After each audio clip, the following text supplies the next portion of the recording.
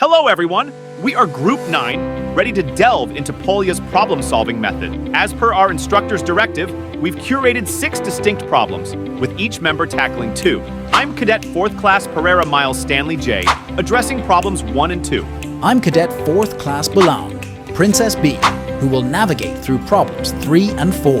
Lastly, Cadet 3rd Class Panyo, Jan Louise A, will guide us through problems 5 and 6. Together, we're from ZSCMST's Department of College of Maritime Education, hailing from the course and section of BS Marine Engineering 1 Charlie. Polyas' method provides a structured approach to solving mathematical problems. It involves 4 key steps: understanding the problem, devising a plan, carrying out the plan, and reflecting on the solution. Problem 1. Rectangular garden dimension. We have a rectangular garden with a length that is 2 meters more than its width. The perimeter of the garden is 24 meters. We need to find the dimension of the garden. To get the answer of each problem, we can use the first step of Polyas methods. The first step is understand the problem. Let's denote the width as W in meters. The length is 2 meters more than the width, so the length is W plus 2 meters.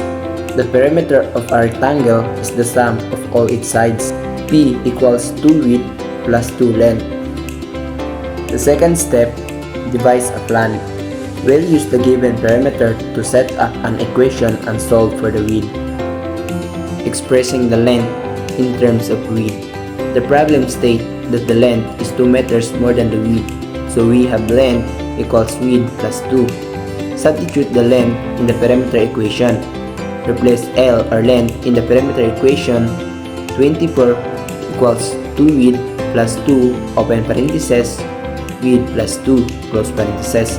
Solving for width, distribute the 2 to the both terms inside the parentheses. 24 equals 2 width plus 2 width plus 4. Combine like terms, 24 equals 4 width plus 4. And then subtract 4 from the both sides. 20 equals 4 width.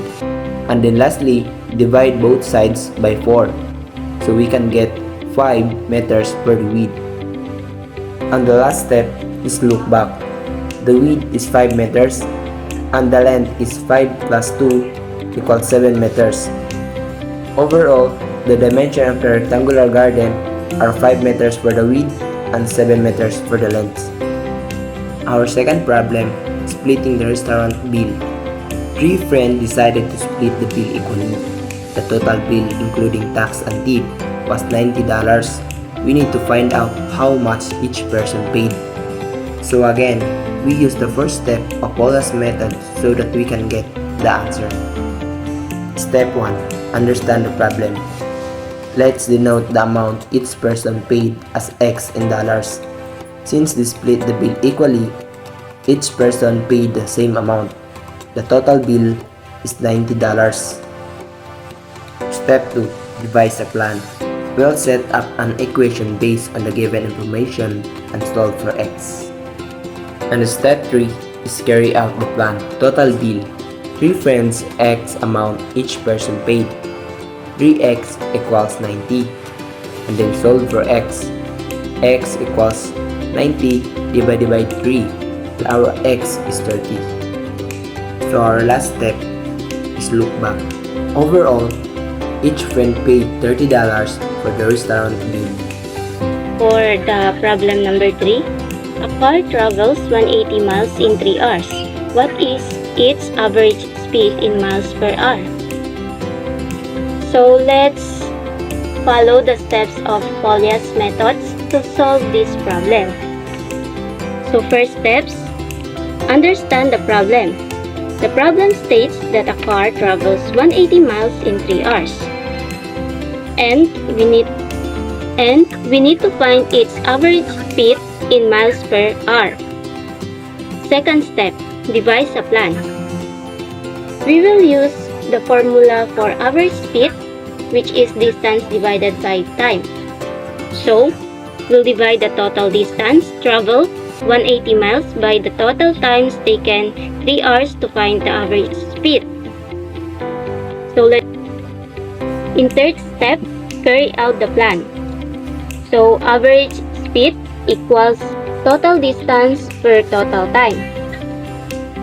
So average speed equals 180 miles per 3 hours. So the total average speed is equal to 60 miles per hour. So to the last step, check. We can check our answer by ensuring it makes sense to the context of the problem. If a car travels 180 miles in 3 hours, an average speed of 60 miles per hour seems reasonable. So therefore, using Polyas method, we found that the car's average speed is indeed 60 miles per hour. And for the problem number 4, a recipe calls for 2 cups of flour to make 12 cookies. How many cups of flour are needed to make 24 cookies? So we're going to use Polyas method to solve for the problem. For the first step, understand the problem. The recipe calls for 2 cups of flour to make 12 cookies. And we need to find out how many cups of flour are needed to make 24 cookies. So, for the second step, devise a plan. We can set up the proportion to find the amount of flour needed. So, since the number of cookies is directly proportional to the amount of flour, we'll set up the proportional as follows. So 2 is the cups of flour and 12 cookies equals to X represents the flour needed to make 24 cookies. So cross multiply to solve for X. And 2 times 24 equals, and 12 times X is 48 equals 12X. Divided both sides by 12. So X equals 48 divided by 12, and 12 divided by 12 is equals to X 4 cups of flour. So for fourth step, check. We can check our answer by ensuring it makes sense to the context of problem. If 2 cups of flour make 12 cookies, and 4 cups of flour should make 24 cookies. Therefore, using Polyas method, we found that 4 cups of flour are needed to make 24 cookies. Everyone, this is Polyas and I'm gonna show you how did I solve question number 5 using Polyas method. So first of all, you're gonna need to understand the problems, the question. So okay, so a ladder leans against a wall forming a right triangle if the ladder is 15 feet to this feet long and the base is 9 feet away from the wall. How high up the wall does the ladder reach? Okay, so we're gonna use Pythagorean theorem here. The a plus b, ax2 plus bx2 plus cx2. Since we're gonna find c, the ladder, the feet of the ladder, so okay, so 9 feet, we're gonna get this 9 feet, so this is the a. So 9x2 plus bx2. Okay, so equals 81. Okay, so 81.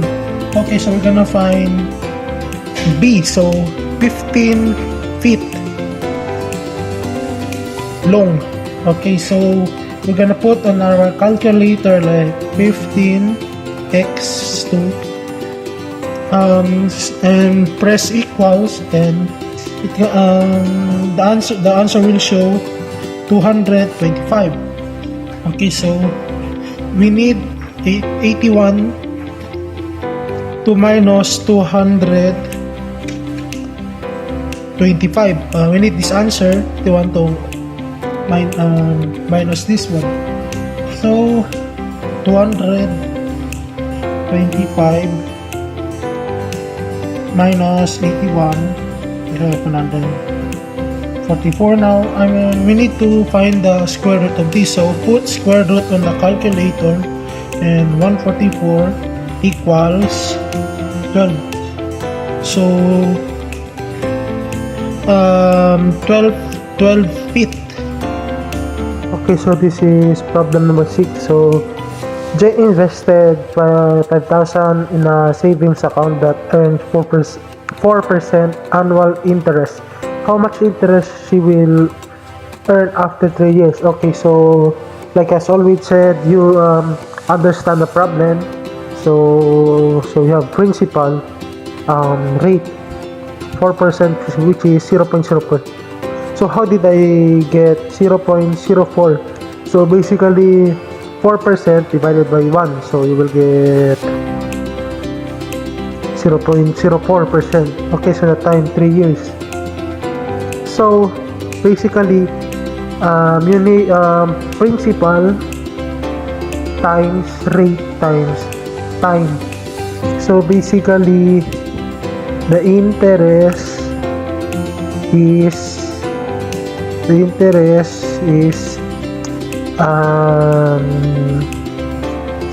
$600. Why $600? Because principal times rate times time. So 5,000 times 0.04 times 3 years. Okay, so $600.